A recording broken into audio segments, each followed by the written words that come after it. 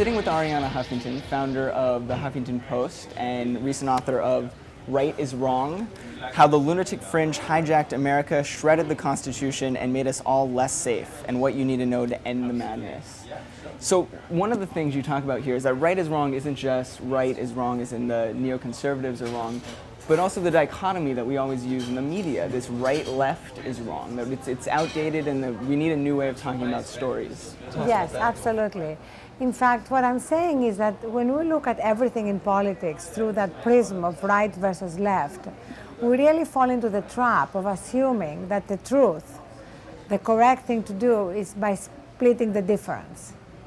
And that is a major problem because, as I say in the book again and again, the truth is very often on one side or the other. You know, the earth is not flat. Global warming is real. Iraq is an unqualified catastrophe. And yet the coverage is very often presented in terms of, well, the right says that, the left says that, and it's up to you, the public, to make up your mind, as though the media have no responsibility in actually ferreting out the truth, which I think is the highest mission of journalists. It also means the left is wrong, by the way. Right and left are wrong by putting it in that well, form, in this case, what I'm saying is that, first of all, we should stop using that shorthand of right versus left, especially since on the major issues of our time, positions that used to be considered left-wing, like bringing the troops home from Iraq, some form of universal health care, doing something about global warming, all those things are now solidly mainstream. You know, we have 60, 70% of Americans who believe in those positions. It's not that the left has suddenly expanded itself, it's that the center has shifted. But the American media haven't really noticed it. And what has been the fault of the U.S. media? I mean, we saw it clearly after 9/11 in the media and the run-up to the war, and you know, the New York Times and many of the big media outlets have come out and said, we didn't fully do our job. But now they seem to be trying to make up for it. What is it now? What is the media missing when you watch the news? Well, we really have the same problem. We have the meme that the surge is working. It's still being mindlessly repeated by the media.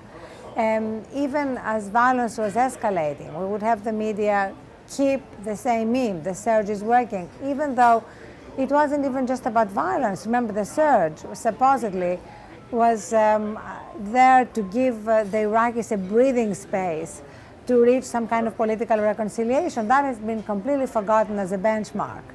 So the media are following the conventional wisdom. This is probably the worst thing we can say about the media. And that's why I have special sections on Tim Russert, whom I call the conventional wisdom zombie, and Bob Woodward, who is an icon of American journalism, who has had unparalleled access to the White House, but who in his first two books during the Bush administration years completely missed the story of how we're misled to war. What do you think about the notion that the corporate ownership of a lot of these outlets have made it impossible for them to really dig into certain stories? And this thing we have in DC within the Beltway, where if you criticize the wrong person, you can't get into the right rooms. How does the media get around that, and is creating kind of a media structure that's more separate from government necessary? Yes, I think they're really two separate issues. The ownership, the conglomeration of media, that's what I call the hardware. And the character of journalists is the software. And I think they're both important. In the book, I focus more on the software. I focus on the way, again and again, we've been selling our independent journalistic credentials for access, and what a trap that has become.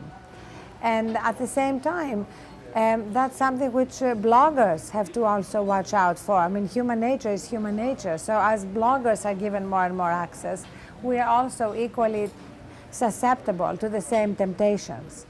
So access is one of the software traps, and the other one is wanting to kind of go along with the conventional wisdom. You know, after 9/11, it was patriotic to want to go to Iraq. This was supposed to be the right thing for grown-ups to do, and if you're against it, you're marginalized.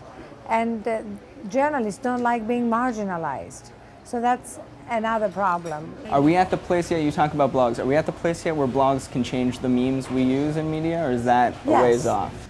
No, I think we are at that place. I think that blogs like the Huffington Post, like Talking Points Memo, like Daily Cause, like Crooks and Liars, like Firedog Late, a lot of them are bookmarked by the mainstream media, so they can help set the agenda.